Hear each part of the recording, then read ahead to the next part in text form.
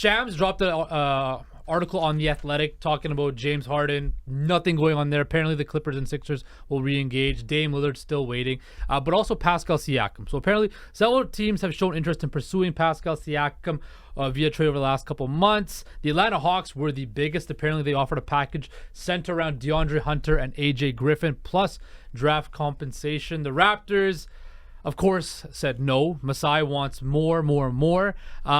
Noor, quickly, I don't want to spend too much time talking about this because we just keep on beating a dead horse. You're scared of Masai too. No, but I'll say what I want to say. Look, the Raptors need to trade Masai. Pascal Siakam's not taking you anywhere. Trade him. I would have done this deal with DeAndre Hunter and AJ Griffin and draft capital. DeAndre Hunter's a really good young player. AJ Griffin's a really good young player. Cut ties, trade him. But do you think that Siakam trade is inevitable and it gets done soon? I don't know, man. The more it goes on, the more I'm just like, I have no idea. Because I still see both sides where I know the kind of player that he is. And if you're Masai Ujiri, this is your gold plate.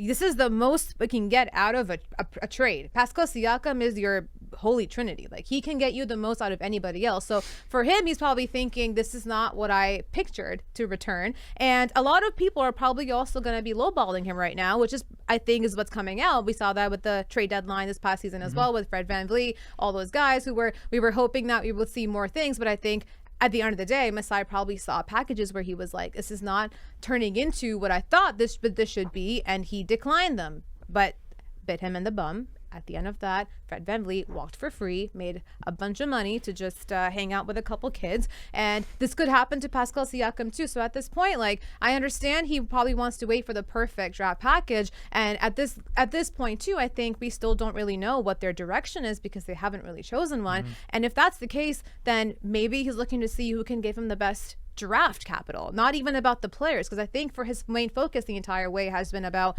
getting and recouping those first round picks that he gave up for no reason at all. No, really. what did he give up for? I don't want to get into it. Jakob Hurtle. Also, one last thing about the Raptors is on top of Siakam extension is eligible, Gary Trent Jr. OG Anunoby is too, yeah. Can't even talk right now. OG Anunoby is eligible for an extension in October, a 4-year, $117 million.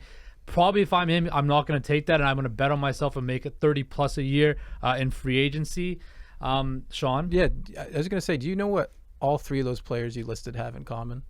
What? Siakam, Lillard, Harden, is they all opened their mouths and said a bunch of stuff that they probably shouldn't have said, and now it's hurting their value. Siakam says he's not going to sign with the team that he gets traded to. You've got Harden asking for a trade. You've got Lillard saying he only wants to go to the Heat. Yep. Like, if you just keep your mouth shut, you probably are getting what you wanted. Yep. I know it's drama. I know it's entertainment. That's why we love the NBA. But if you're Pascal Siakam, you may be a top 25, in my opinion, top 25 player in the league. He did really well, like top 40 in most statistical categories last year. Lillard, fantastic player. Harden, fantastic player with some baggage. These guys should be able to get traded, should be able to find a home. And it's just funny to me that it's not happening because, if you just kept your mouth shut and didn't tell your agent this and didn't tell the teams that and kept off social media, you'd probably be in a happier spot. And for Siakam too, I'm just like, what's that dynamic? Like, why would you want to stay where they want to trade you? So he's shooting himself in the foot to be like, any other team who wants to trade for me, I'm not coming because I will not re-sign with you after for next year. But in that moment too, I'm like, if you want to stay, that's fine. I get the money aspect, but what is just about your dynamic within the team, right? How do you trust the front office again to be like, okay, well, because they can sign him on 1 year, you keep him, you can't trade him. Year after, he could still be packing his bag without his choice at that point. You know, that's why they're getting lowballed too. Exactly. Does anybody want to pay Pascal Siakam max money or take that max money? If I'm Masai at this point, to be honest, because if Pascal has, I think, but it looks like he may have shot his value.